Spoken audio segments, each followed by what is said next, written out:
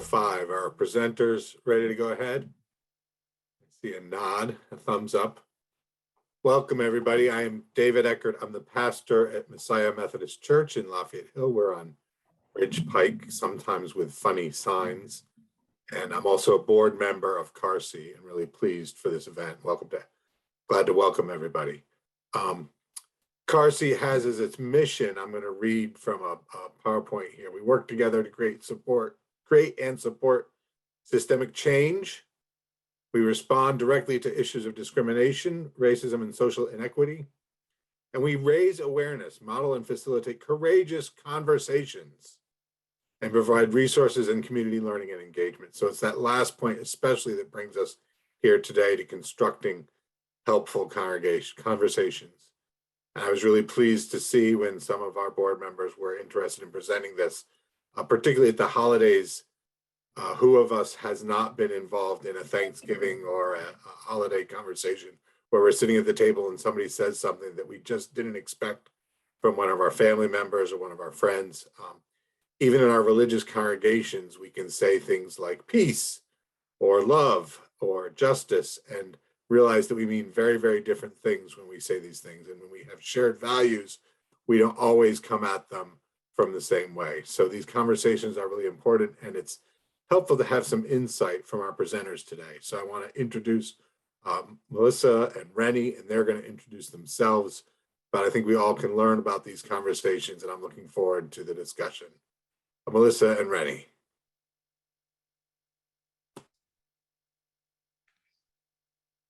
Okay, so go ahead. Sure, I'll go first. So my name is Rennie Volpe. I'm a licensed professional counselor. I live here in Plymouth Meeting. I'm also a CAARSEA board member. And I know it's been a tough several years for families and friends, both politically and pandemically, I guess we could say. So I've really been focused on trying to engage with people in the most helpful way. And I'm excited to, I guess, talk about how we can do that today.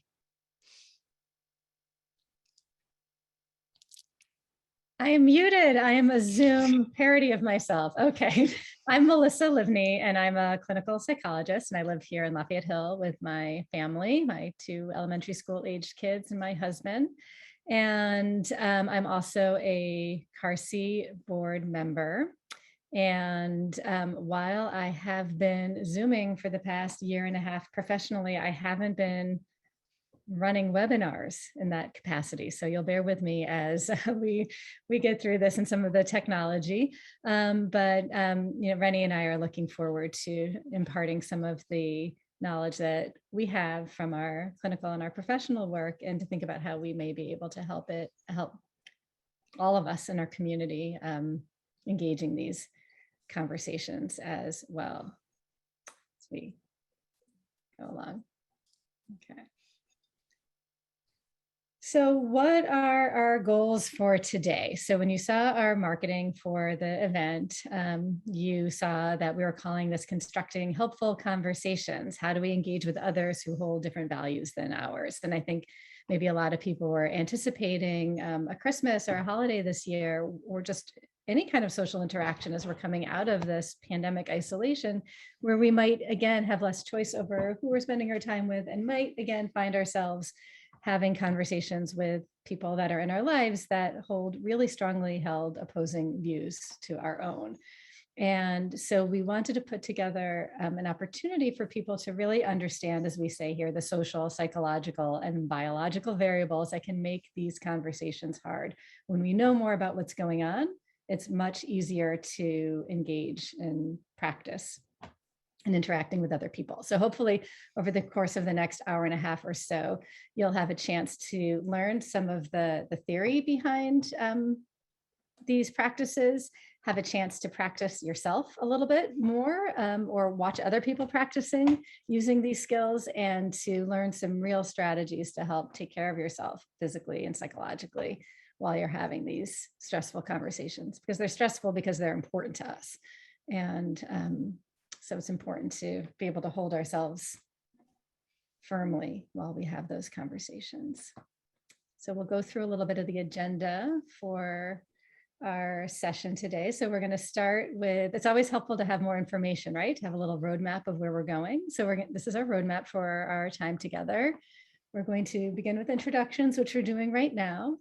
And then we're going to have a chance to talk a little bit more about why we might do this work, why it's important to understand these strategies as we figure out who and how we're going to be engaging with other people. We're going to talk about the pitfalls that all of us fall into when we're having conversations with people, particularly when those are of someone with an opposing view. Those pitfalls make it hard to have those conversations feel constructive and helpful.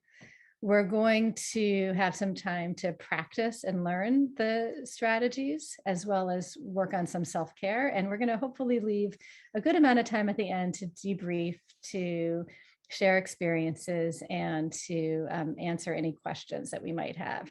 There are going to be breakout groups, but this is not when you leave the Zoom because you don't want to be part of a breakout group. Okay, so maybe you're on your exercise bike, or maybe you are dealing with your kids and you've got everything on a mute in the background. Hang with us and stay with us. The breakout groups are only going to be about 10 minutes. There is a role play, but there's a job for everybody, even if you're not somebody who prefers to role play. I know that I am guilty of leaving webinars when I think I might be called on to do something if I'm not in a space where I can do that. And we're going to ask you to try to hold on and hang on, and we'll find ways to make sure everyone's comfortable in the breakout sessions as we go forward. All right, so I think that's our roadmap for today. Rennie, are you ready to? Yeah. All right. So I think people are here for a variety of different reasons. Let's first maybe take a moment to think about why we're going to engage in this work and kind of the why behind this work. These can be really difficult conversations. I know myself, sometimes I feel myself dreading interactions with certain people because conversations may not have always gone well in the past. Either we fall into this engagement that feels really heated and confrontational, or we might fall into the opposite side where we feel really disconnected, and we make it a point to maybe avoid certain topics.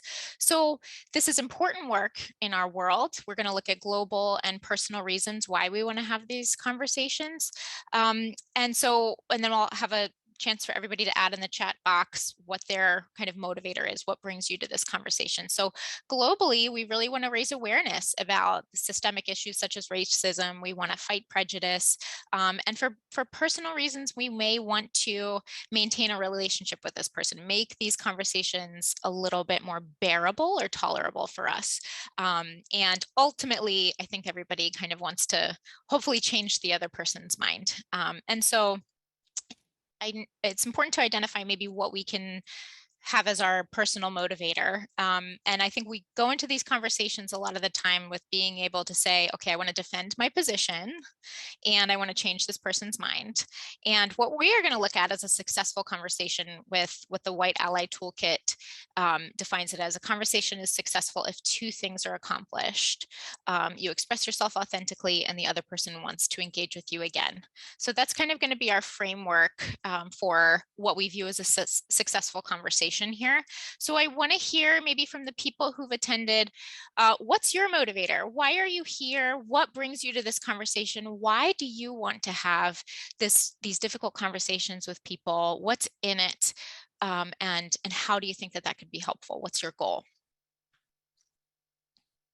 And I'll take a moment to, if you want to write that in the chat.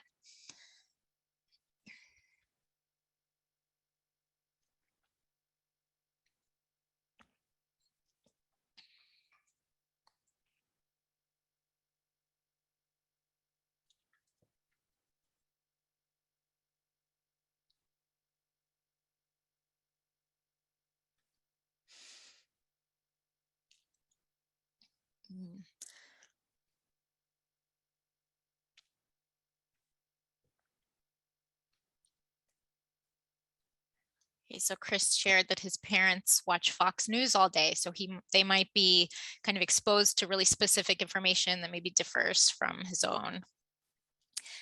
Gail wants to reset her interpersonal skills after so much time away from that and be more effective advocate for others. Counter misinformation, that's a good one. Propaganda. Yeah, ways to not feel frustrated. Mm.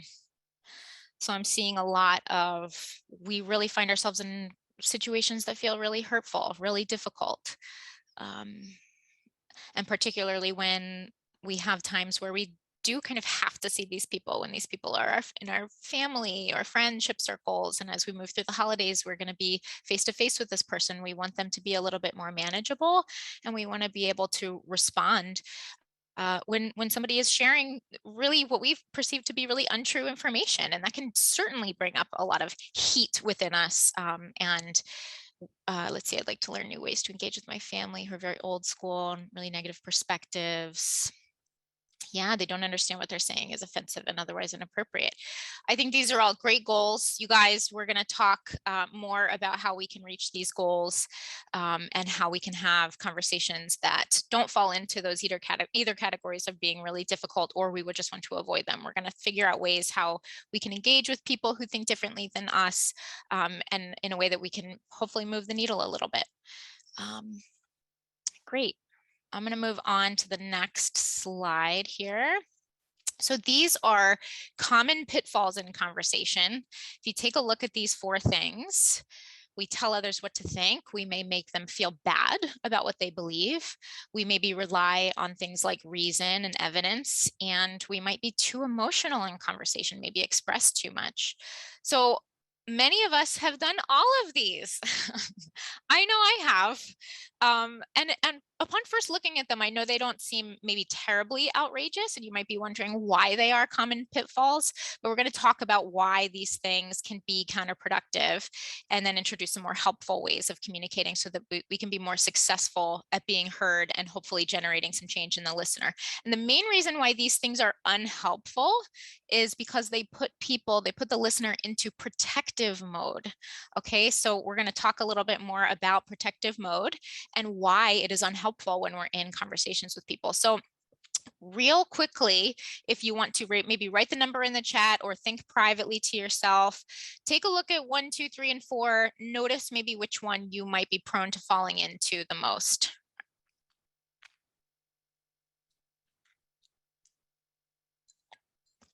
I know for me, number 3 is like, why is that not good? That one was an interesting one for me.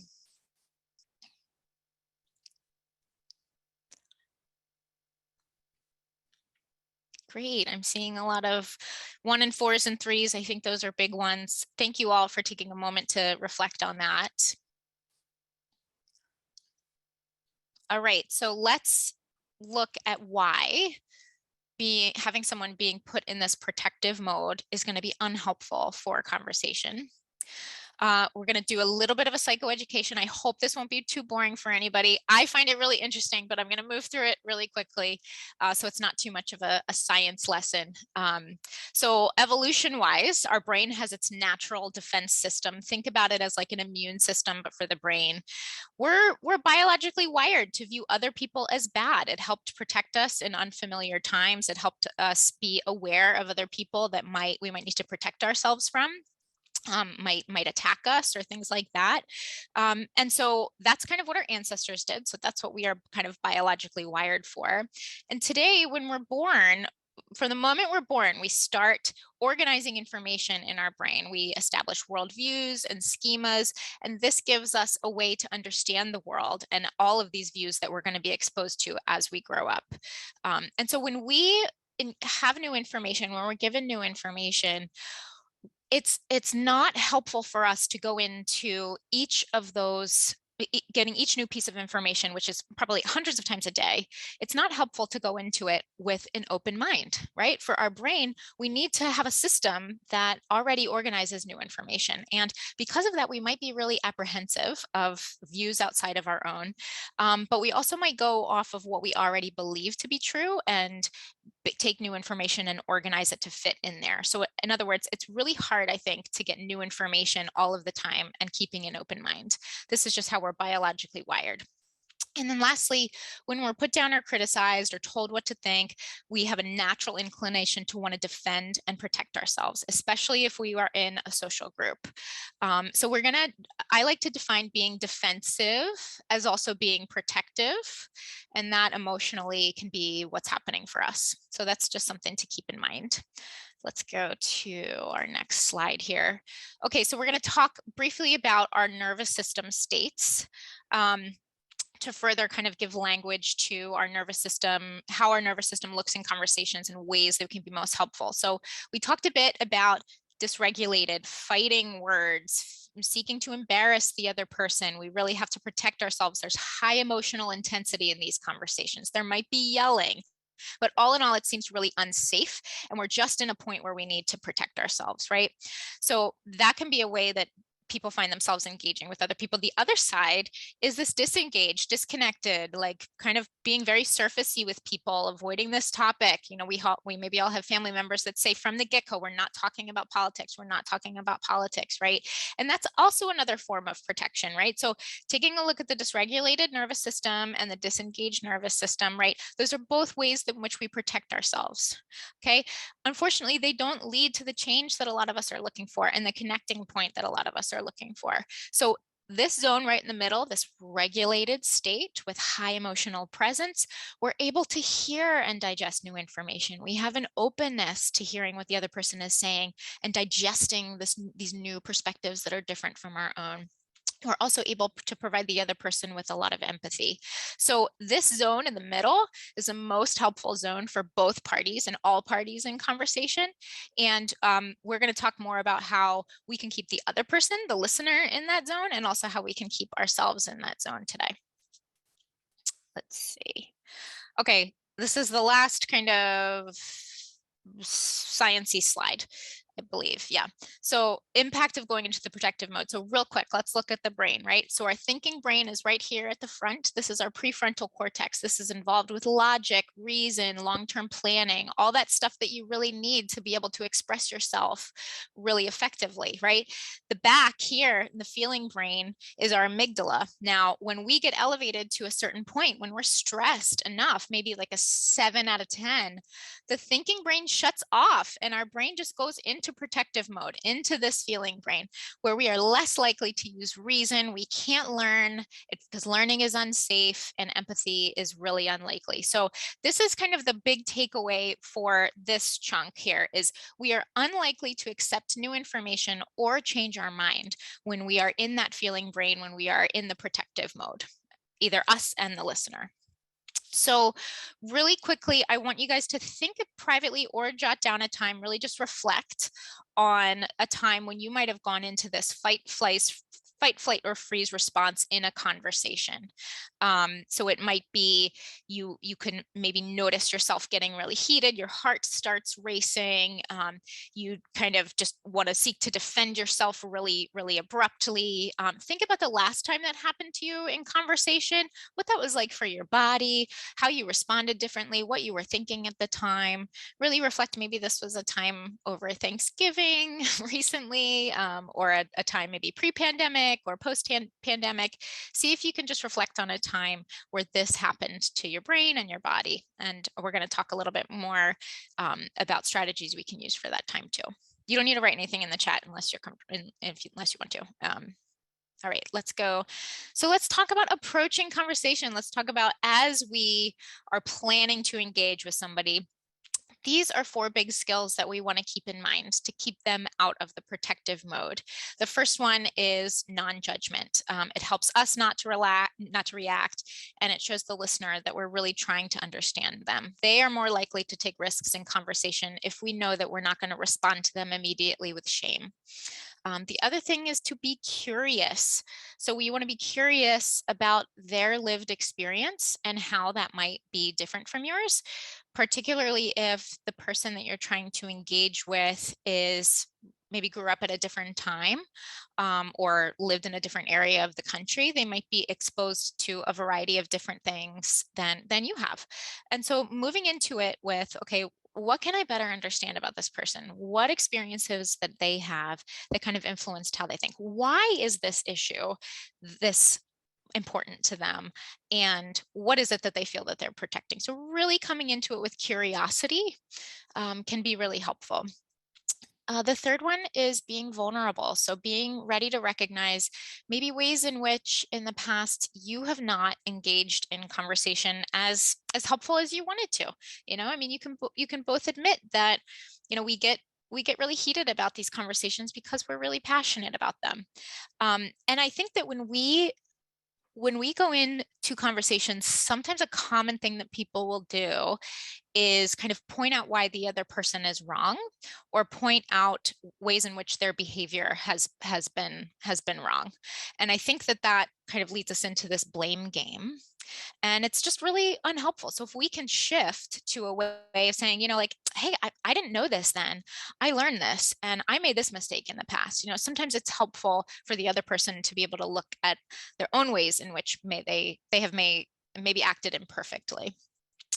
So the last one here is to keep your boundaries and know what you will tolerate and not tolerate in a conversation.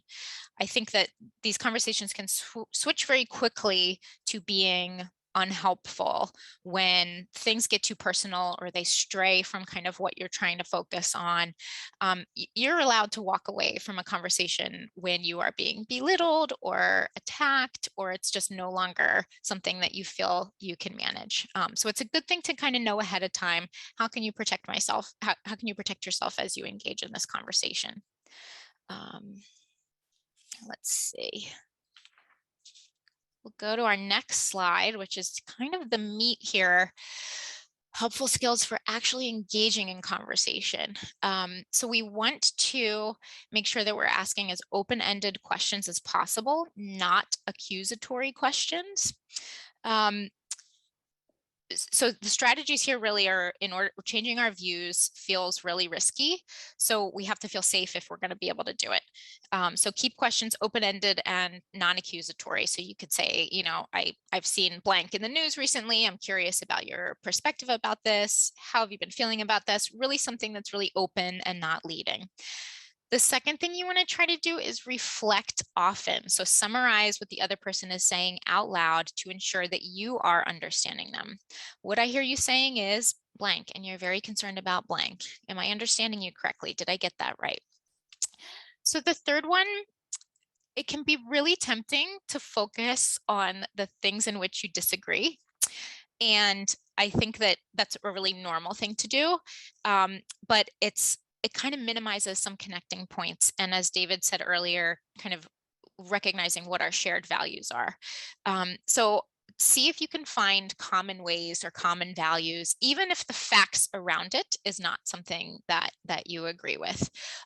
So things like, I don't agree with the facts that you're sharing, but I agree that it sounds like we both want our children to be safe in school, right? So think about big things that are in the news now, right? With masks and guns, we might be in a conversation with somebody who thinks completely differently than us, but that can be something that you have in common, right? We both want our children to go to school feeling safe. We may not agree on what exactly that looks like, but this is a connecting point that we can identify and we can make. So the last thing here, one thing I want to add to finding common values is when we give somebody empathy, that does not equal agreement. Okay, so we can have empathy with somebody without having to agree with the facts that they are sharing. So that's like something that's kind of goes hand in hand sometimes, but I think it's important that we distinguish that empathy doesn't equal agreement here. So the last thing, sharing personal stories, right? So there's a variety of information out there, and we all believe that what we read and view is the one true way. So even though it seems logical, it can be kind of a time waster to focus on reason and evidence. So conversations maybe tend to go back and forth without much movement anywhere. So personal stories are less likely to be disputed, and the other side is less likely to kind of challenge you on that. So they may say that your facts are wrong, but they're less likely to say that your feelings are wrong. So something to keep in mind is to really keep the focus off of things like evidence and global issues and larger groups, and speak more about you and your lived experience and what you personally have learned. So the last thing is keeping yourself out of protective mode, right? So all of the things that we've talked about are ways in which we can use our words and our body language to keep the other person in that really middle regulated zone. So let's talk about ways that we can keep ourselves in this regulated zone. So this is just kind of like a brief diagram of what happens in our body when we go into protective mode and then regulated mode, right? So we're going to talk about things we can do. Some of these you can do right as you're conversing with somebody, and some of them can be things that you do when you take a break or before or after. So the first one is breathing. I know it sounds like something that's so simple and menial, but breath is the remote control to our nervous system, okay? Just as we would rest a sore muscle or put a cast on a broken bone, right? These are things that we do for our nervous system to care for it in stressful times. So grounding can be another strategy that you use, and it's basically orienting to things around when you in the present moment right now. So engaging your five senses in things that are right in front of you. And think about, let's say if you're walking down the street and you hear a big noise, right? The first thing we do is look and listen and assess where we are from that threat. Okay, that is the first thing that we will do automatically without thinking. So when we do that same thing in the stressful times, we are sending the message to our nervous system that we are safe. And then it can switch to this protective mode where our pupils will dilate and our heart will start racing, and we'll take these short breaths and we tense up, right? It'll shift it back into this regulated state. So mindfulness is something, I don't know if people have heard of this skill before, but mindfulness is a kind of a state of mind where we are actively kind of accepting a situation and noticing things in the present moment without judgment. So we're observing without judgment with mindfulness. And the great skill here and how this relates to our nervous system is it allows us to shift. I totally forgot what I was going to say. Sorry. So let's focus. So mindfulness allows us to focus on something physical and kind of notice it as is. So let's do a quick exercise if people are comfortable. You don't need your cameras on, but see if you can find something around you on your desk or wherever you are that's kind of really simple. So something like a pen, a highlighter, a cup, the back of your phone, okay? So everybody just grab an object real fast. So the first thing I want you to do is think about a problem in your life, okay? Think about something that's like a 7 or an 8 out of 10, right? Not something you have to respond to right now, but something that's kind of really been bothering you, and really think about that problem, really dig into it. Really think about the stuck point that you have, or things that you've tried that didn't work, or what could happen if it doesn't work, right? So really get into it, really feel that. Now, as you're thinking about that, I want you to shift your eyes to this very bland and boring object that you have in front of you. And I just want you to notice its physical properties. And as you're doing so, I want you to take some slow, deep breaths.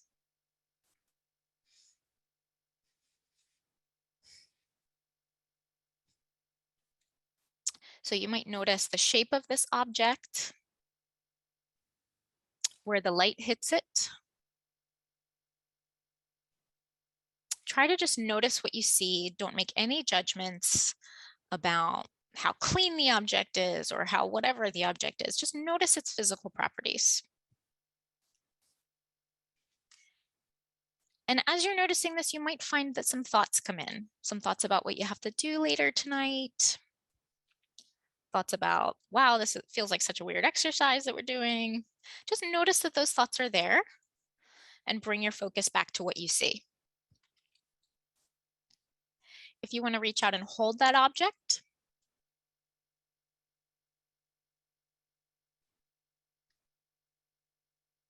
and as you're taking your deep breaths, maybe notice how heavy it is or how light it is.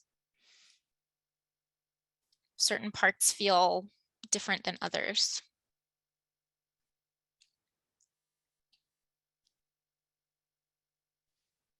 And again, as the thoughts come in, just notice that they're there. That's what brains do. They wander, and bring your focus back to what you're looking at and what you're holding.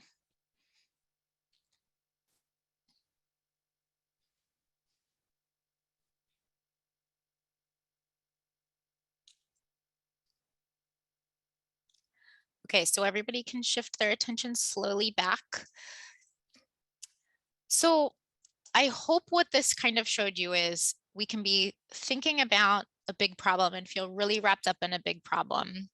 And oftentimes our mind is stuck in kind of this fearing for the future and ruminating over what happened in the past. And that leaves very little space for right here in the present, which is where we need to be if we're feeling emotionally regulated. So that strategy can really help bring your awareness a little bit more wider and bring your focus onto maybe what you see in the present.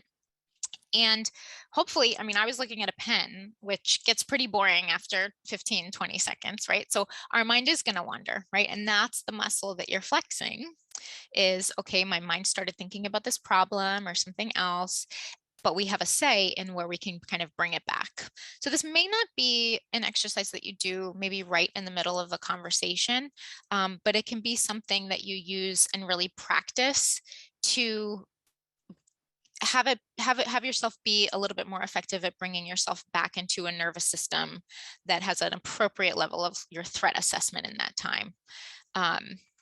So the last couple things that we can do to kind of regulate our own emotions are noticing the tense muscles and stretching them in our body, right? So you might maybe take a moment to really think about where we might be holding tension in our body. I know, Melissa, I think when we were practicing this, you had mentioned that you really realize you hold it in your jaw. And for me, I'm right here, you know, and so we know that that's a natural thing for our muscles to do when we're in this protective state. So if we can, maybe in the middle of a conversation, stretch. And what this is telling my brain right now is this is stretching, this is tensing, and then this is relaxing, right? So it shifts us back into a relaxed state kind of on purpose. So you could, in the middle of a conversation, perhaps do something like a body scan. Where am I holding tension? Where can I do a purposeful stretch? How can I shift my body a little bit to make myself more relaxed? The last one is cold water. So I won't go into like the vagus nerve and the parasympathetic nervous system and all that stuff, but typically cold water and specifically cold temperatures can kind of jolt us back into this regulated state. So not suggesting that you go take a ice bath in the middle of a conversation, but there might be certain things that you could do, drinking a cold glass of ice water, or even feeling the ice in a glass of water next to you. And I mean, it's cold outside, maybe take a minute to go outside and really breathe in the really cold air. Sometimes this can bring our shift back into the nervous system that we want. So big takeaways are breath, refocus, stretch, and then be mindful of that temperature. Let's see. All right, so we're going to talk now about we're going to practice these things, right? So we're going to practice the things that we talked about that help keep the other person in a zone where they are able to intake new information, and practice for ourselves how we can keep ourselves in this state. So we're going to talk about how we can practice those helpful skills. So Rennie, thank you so much for all of that background. And my job right now is to move us into the more interactive part of the program. But I wonder if it might be helpful if before we did that, we stopped and reflected on a couple of the questions that came up in the chat while you were speaking. So Bridget and Heather both asked really interesting questions. Bridget asked, what do you do when the issue is race or racism? It's just a non-negotiable. And Heather, I think these questions are sort of connected, actually. How does acknowledging common values help get past the main uncommon value or issue at hand? And I love those questions because they're similar to what I have. I think it kind of comes down to, well, what's the point? If I have this person in my life that I'm talking to that holds these values that are so non-negotiably opposite mine. This is not a place where I'm looking to compromise, whether it's about racism or even if it is maybe about guns or vaccines or whatever it is. I don't have a way of compromising. There's not a middle ground that we're going to get to in this conversation. And it's, something like when patients come to me for therapy with having just experienced a tragedy. One of the things we'll talk about is there's no amount of therapy that's going to make you feel joyful about this tragedy that just occurred in your life. What we might be able to accomplish in therapy is developing coping skills. We may be able to help find meaning. We might be able to help put it into some kind of perspective, but we're not going to make this tragedy not be tragic or not exist, right? And so one thing to think about when you're entering the conversation or you're about to walk into the door of the Christmas party and you know that that particular person's going to be there, what's your goal, right? Is your goal to be able to get through the night while maintaining your composure because there's other people there that you want to spend time with and you have an overall sense of being part of your family that you're not willing to let go of because of one or two particular people who might be in attendance? How do you literally maintain your composure so that you can enjoy what the experience has to offer? And so some of these skills that Rennie was just talking about, the deep breathing, the mental grounding, those are things that you can do quietly without anybody noticing to help regulate yourself so that you can function in that environment. And the other question is, what's your goal? Is your goal to be able to function in that environment? Or is your goal to change somebody's mind? If your goal is changing someone's mind, we're going to have another session about persuasion. And even still, just like your mind is not that open to being changed, that other person is equally not open to being changed. And so this may be, but you might give yourself and that other person the experience of having a conversation where you share your different opinions. That's not confrontational. And then maybe the next time you see each other, the next conversation, you're a little bit more open-minded to, well, what does that person have to say about these things? Or I've never thought about it that way. And, looking at the comments earlier on, some of the comments were about, someone commented that their family sort of has old school beliefs, right? And maybe it's a matter of that person believing that they have fixed opinions about things, but maybe those are their fixed opinions because they've never been challenged to think about it differently. And if you approach them in a calm and respectful way in which you're able to help keep them, I love that terminology, Rennie, in a protective mode, to keep them out of that protective mode and more in an open mode, there may be an opportunity to keep using that expression, to move the needle just a little bit. But your needle's not open to being moved when it comes to racism, right? And maybe theirs isn't either. Does that answer the question at all a little bit? I know I went into, Rennie and I both participated in a session that someone else ran a couple of weeks ago, and I went into it with the same idea. Well, what's the point?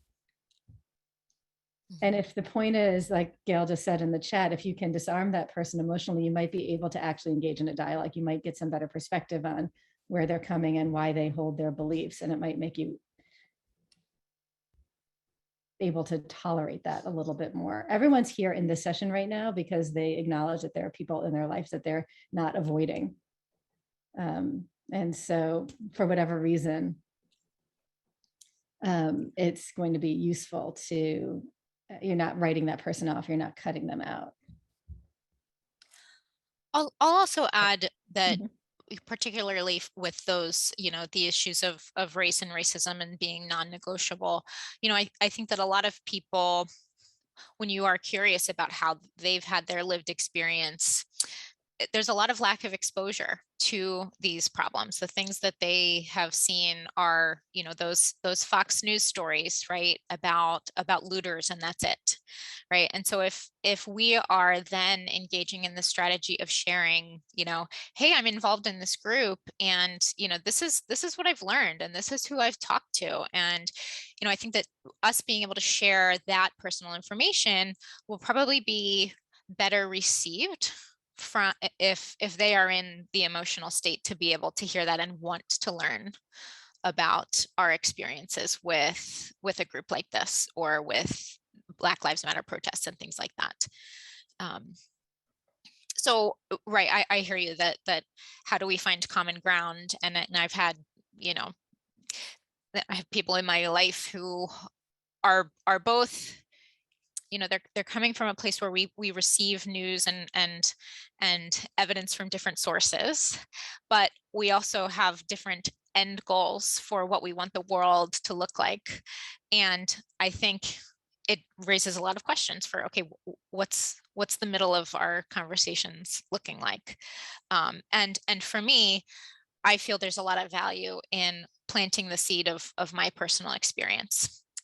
So if I can share ways in which that, that I've learned about something because I have, maybe intentionally engaged in this way, then, they might be more likely to, okay, hear that, digest that, and maybe be open to having a conversation, with somebody else later on, and somebody else later on. And so a lot of these things are, we're not looking at change or them understanding us or agreeing with us as the point of the conversation. We can't often see change. Change can happen either after the conversation or after 10 more conversations after the one we have. But what we don't want to do is turn people off to hearing any future conversation, right? It won't just be on us, it'll be on all of us. But I think if we can establish a system for talking to people that they can kind of gradually come out of this protective mode, they might be able to, I don't know, see us, this crazy liberal, right, as like a close friend, and to actually have points of agreement on a lot of stuff. Does that make sense?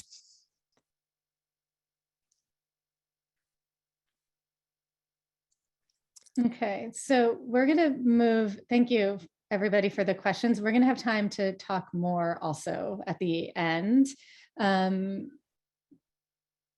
I think that an outcome of the session may be ongoing frustration, because if there was a magic way to have a conversation with somebody who made you uncomfortable and who was racist and in your life, and that at the end of that conversation, that person was no longer racist, or you were, then life would, like, the world would be a much better place, right? And so this conversation, I hope that we're having today, and the skills that we're talking about today are skills that you can practice, develop, and grow. And if the only thing that comes out of it is what Gail just added in the chat, was your children see you modeling a conversation, because your children are observing that you're in a relationship or have somebody in your life who holds values that are different than yours, right? They're seeing that. And so if they are also seeing how you engage with them, if they're learning something about what to bring out into the world, then you've got a little bit of a win there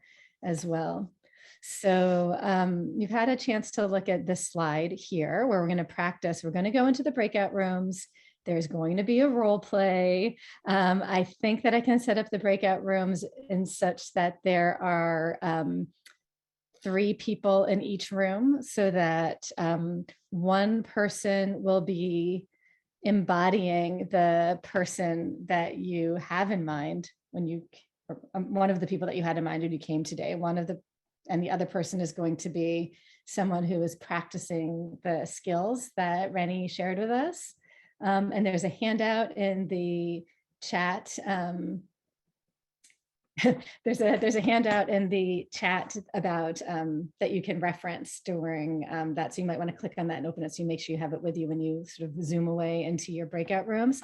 So one of you gets to pull on all of your drama and be that person who, and I'm sorry if it makes you uncomfortable, but you're try on that voice of the oppositional view that you believe is the oppositional view. The other one will practice, and the third person will have a chance to observe. Now, if you get into your breakout room and all of you say, there's no way I don't do role plays, don't do a role play, have a conversation. But practice really does make perfect. It'll give you a chance to try it on, make mistakes, see how it feels to be in the non-judgmental listener communicator role. And this is hopefully a safer place to do that. We're a small group.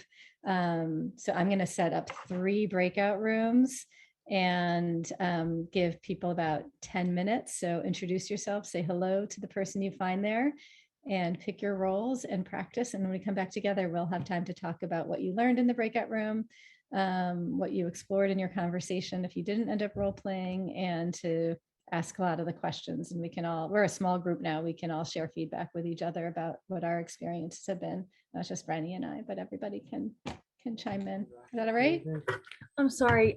Can you, are there 2 or 3 roles? Can you just repeat it one more time? Yes. And Randy, do you want to move on to the next slide? Actually, it'll be okay. So one of you is the, for lack of a better word, the racist person. The other is the person engaging in that conversation where you're not agreeing with each other. And if there's anyone else in your group able to participate, just observe. Okay, does that make sense? Heather, just answer. That's a that's a valid way.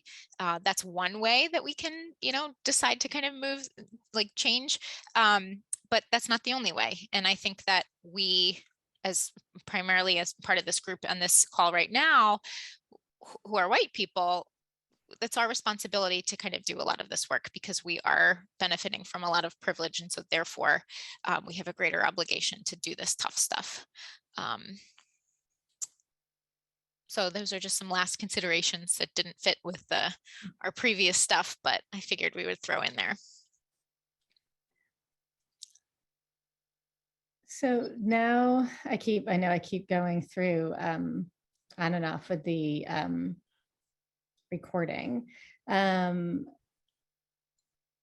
if we're going to have a few more minutes to carry on with the conversation, but as we do that, as we wrap up, and in a few minutes, I'm going to put a feedback form in the chat, but also just to have a carry out, a takeaway for you to think kind of privately, or if you want to share it in the chat for accountability, you can.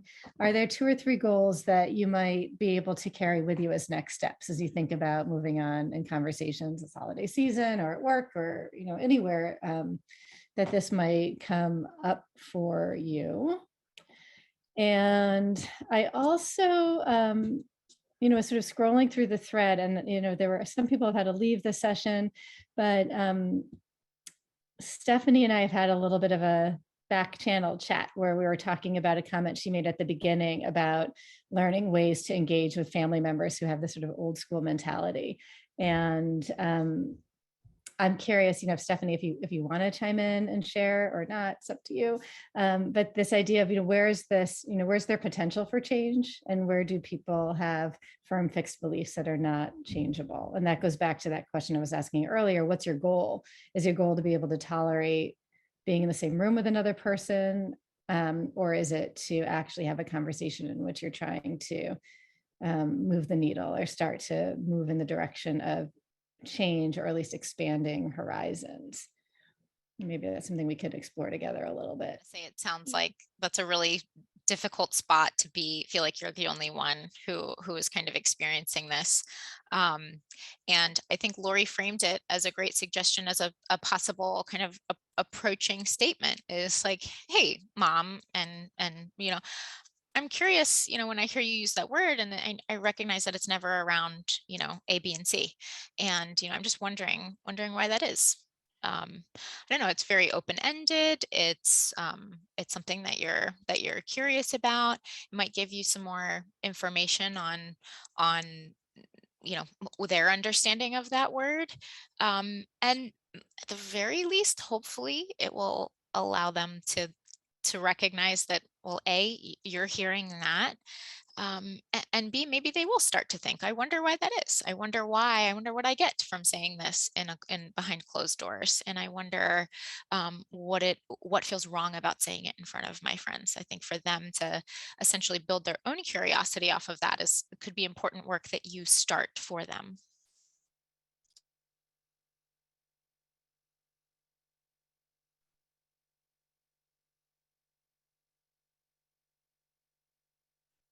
It almost taps into that shared values, right? Well, I'm not going to say it in front of them because I don't want to hurt their feelings. Well, we care about, or we know it will be offensive to them, or we know that there's something about it that would be hurtful to say it in that setting. And so it helps kind of we all care about our friends and our friends' safety and their well-being, and kind of move the conversation from there. Right? Because it might help you identify one of those common values when they describe why they're not saying it. Because like Lori, I knew exactly, Lori, where you were going when they said that. They know it's not right.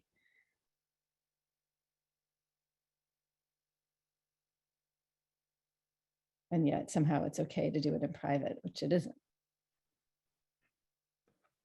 Yeah, I had mentioned in our room, and I was with Stephanie in there too, but I keep coming back to the idea that I heard when it was a radio show about how the brain works, and it was that garbled audio file that doesn't sound like anything until they tell you what it sounds like, and they give you the sentence, and then you can hear that same thing in the audio file. And I just think in all the noise of people's daily lives, if you put it in there, you put that little thought in there, hey, why do I say it here? I feel okay that it's an okay word here, but it's not an okay word there. That is then part of their brain's understanding of that. And it's going to pop back up later. And again, it might not click right away. And they might be like, why is Stephanie sticking her nose in our conversation again? But it's in there, and we're pulling for you.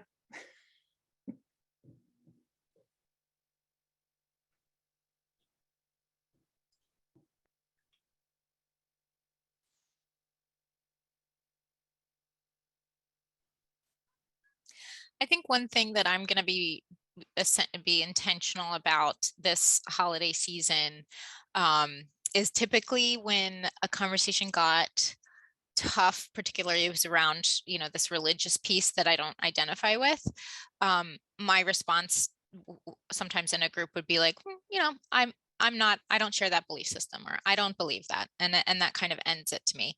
And I think, in hindsight, those are also times where I feel like, that fight flight coming up, and I have a rush of information that I want to just yell. And instead I kind of just say, I don't really, share that belief. But I think I can add, and I'm going to be intentional about maybe adding a why I don't, whether that's sharing a personal experience or sharing a value that I hold, and framing it in a way that really allows the other person to see that maybe they share that same value. But anyway, that's something that I'm going to try to be intentional about, is not stopping at, I don't share, I don't believe that, and instead saying why, to hopefully continue a conversation as opposed to kind of stopping.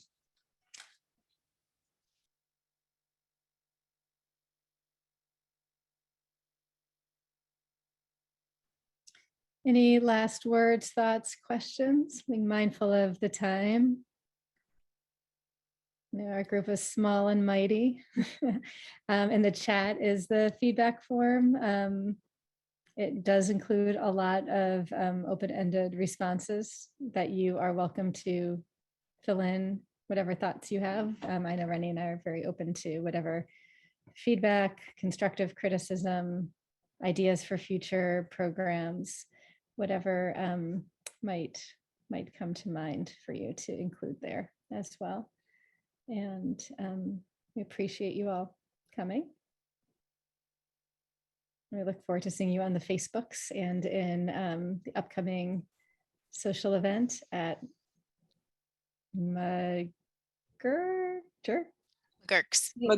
McGurk's. Mhm. This is an ongoing like joke in our family. I even called them once to ask them to tell me how to pronounce it, but I can't ever remember. So, and other things as well. So thank you, Rennie, for your leadership on this today. Appreciate it. Thank you. Thank you all for coming. Thank you, Melissa and Rennie. All right.